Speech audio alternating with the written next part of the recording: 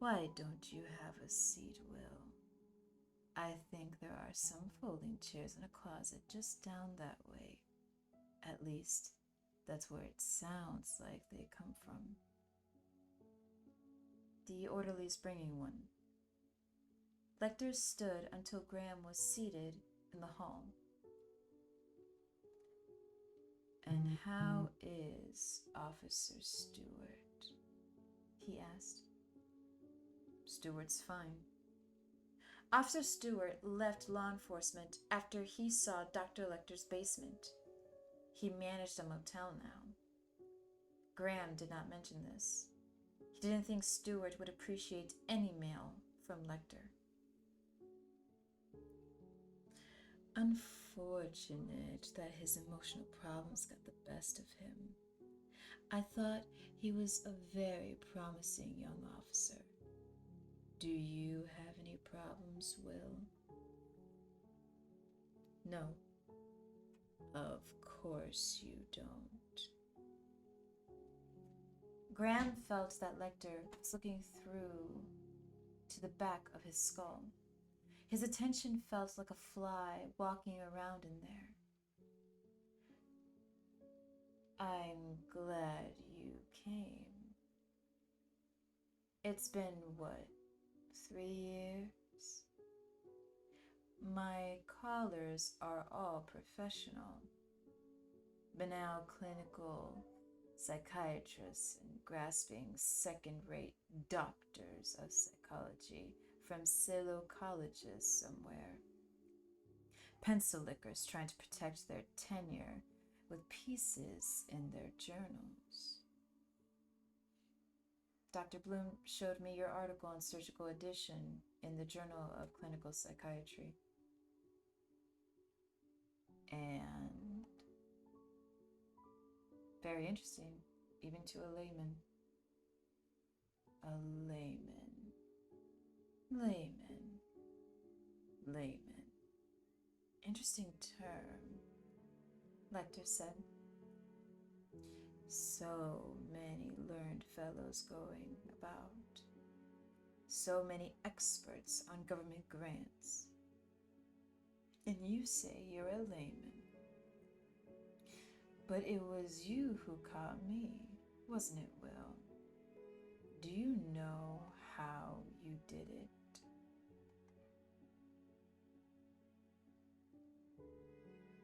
I'm sure you've read the transcript. It's all in there. No, it's not. Do you know how you did it, Will? It's in the transcript. What does it matter now? It matters to me, Will. I want you to help me, Dr. Lecter. Yes, I thought so. It's about Atlanta and Birmingham. Yes. You read about it, I'm sure. I've read the papers. I can't clip them. They won't let me have scissors, of course. Sometimes they threaten me with loss of books, you know. I wouldn't want them to think I was dwelling on anything morbid. He laughed. Dr. Lecter had small, white teeth.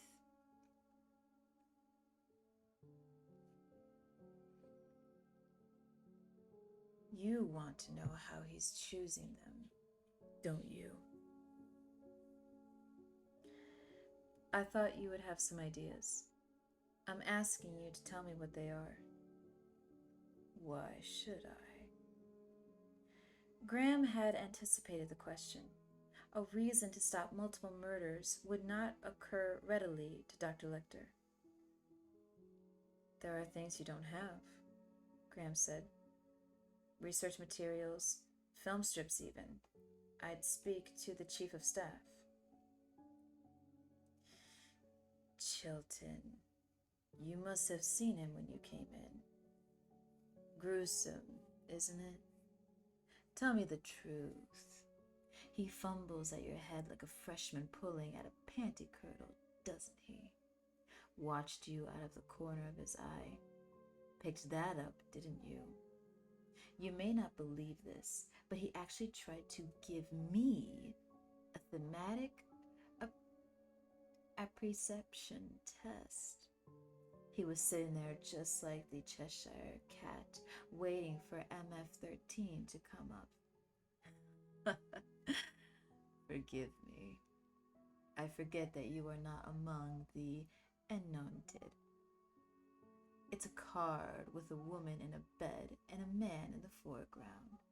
I was supposed to avoid a sexual interpretation. I laughed.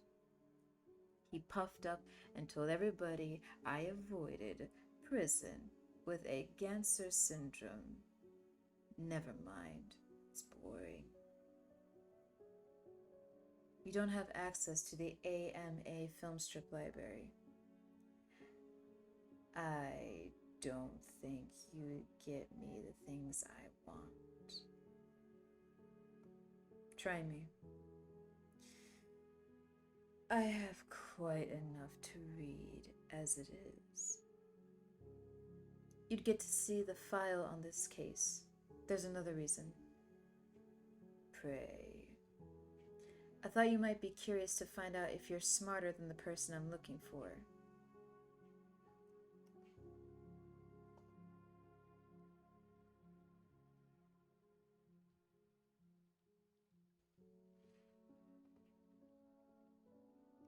Then by implication, you think you are smarter than I am, since you caught me. No, I know I'm not smarter than you are. Then how did you catch me, Will? You had disadvantages. What disadvantages? Passion. And you're insane. You're very tan. Graham did not answer. Your hands are rough. They don't look like a cop's hands anymore. That shaving lotion is something a child would select. It has a ship on the bottle, doesn't it? Dr. Lecter seldom holds his head upright. He tilts it as he asks a question, as though he were screwing an angular of curiosity into your face. Another silence, and Lecter said, "Don't think you can persuade me with appeals to my intellectual vanity." I don't think I'll persuade you. You'll do it or you won't. Dr. Bloom is working on it anyway, and he's the most... Do you have the file with you? Yes. And pictures? Yes. Let me have them, and I might consider. No. Do you dream much, Will? Goodbye, Dr. Lecter. You haven't threatened to take away my books yet. Graham walked away. Let me have the file, then. I'll tell you what I think.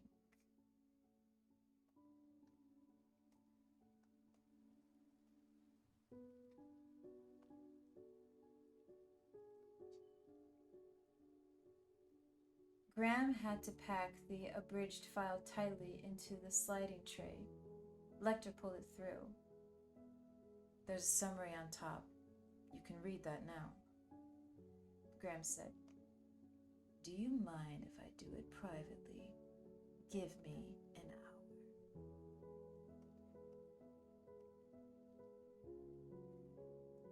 Graham waited on a tired plastic couch in a grim lounge. Orderlies came in for coffee. He did not speak to them. He stared at a small object in the room and was glad they held still in his vision. He had to go to the restroom twice. He was numb. The turnkey admitted him to the maximum security section again. Lecter sat at his table, his eyes filmed with thought. Graham knew he had spent most of the hour with the pictures. This is a very shy boy, Will. I'd love to meet him. Have you considered the possibility that he's disfigured, or that he may believe he's disfigured? The mirrors. Yes. You notice he smashed all the mirrors in the houses, not just enough to get the pieces he wanted. He doesn't just put the shards in place for the damage they cause. They're set so he can see himself. In their eyes, Mrs. Jacoby and what was the other name? Mrs. Leeds. Yes. That's interesting, Graham said. It's not interesting. You thought of that before. I had considered it. You just came here to look at me, just to get the old scent again, didn't you?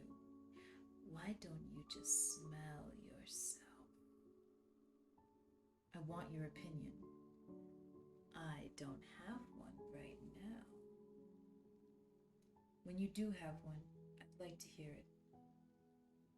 May I keep the file? I haven't decided yet, Graham said. Why are there no descriptions of the grounds? Here we have frontal views of the houses, floor plans, diagrams of the rooms where the deaths occurred, and little mention of the grounds. What were the yards like? Big backyards, fenced with some hedges. Why? Because, my dear Will, if this pilgrim feels a special relationship with the moon, he might like to go outside and look at it. Before he tidies himself up, you understand. Have you ever seen blood in the moonlight, Will? It appears quite black. Of course, it keeps the distinctive sheen. If one were nude, say, it would be better to have outdoor privacy for that sort of thing.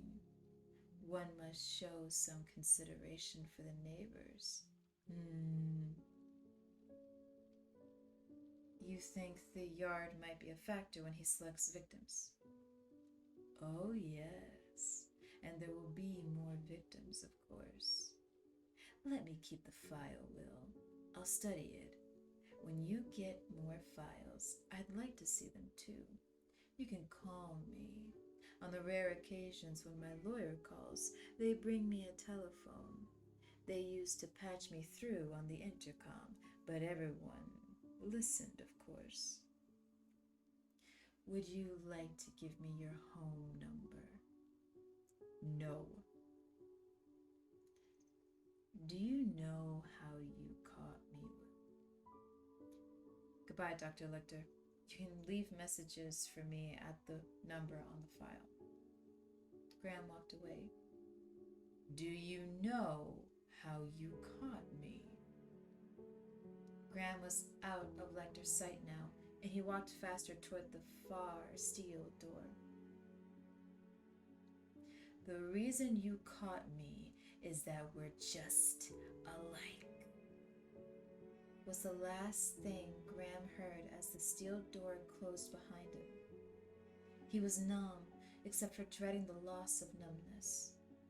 Walking with his head down, speaking to no one, he could hear his blood like a hollow drumming of wings. It seemed a very short distance to the outside.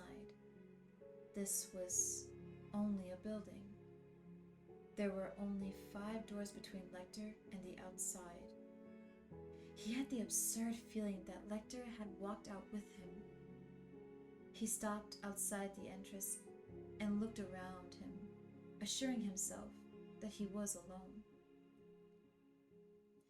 From a car across the street, his long lens propped on the windowsill, Freddie Lowndes got a nice profile shot of Graham in the doorway and the words in the stone above him, Baltimore State Hospital for the Criminally Insane. As it turned out, the National Tattler cropped the picture to just Graham's face and the last two words in the stone.